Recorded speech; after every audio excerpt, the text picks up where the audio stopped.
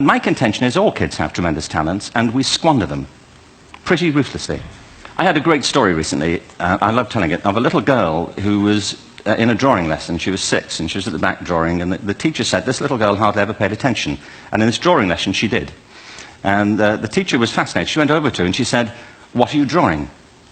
And the girl said, "I'm drawing a picture of God." And the teacher said, "But nobody knows what God looks like." And the girl said, "They will in a minute." Kids will take a chance. You know, if they don't know, they'll have a go. Am I right? They're not frightened of being wrong. Now, I don't mean to say that being wrong is the same thing as being creative. What we do know is, if you're not prepared to be wrong, you'll never come up with anything original. If you're not prepared to be wrong. And by the time they get to be adults, most kids have lost that capacity. They have become frightened of being wrong. And we run our companies this, by the way. We stigmatize mistakes. And we're now running national education systems where mistakes are the worst thing you can make.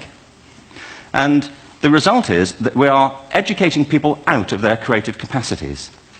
If you think of it, the whole system of public education around the world is a protracted process of university entrance. And the consequence is that many highly talented, brilliant, creative people think they're not, because the thing they were good at school wasn't valued or was actually stigmatized.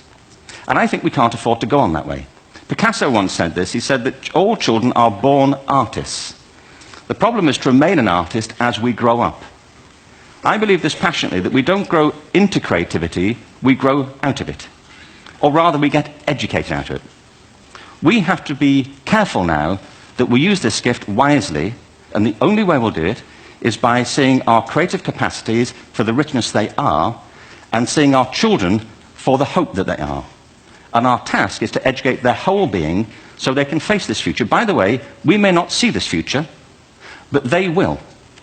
And our job is to help them make something of it.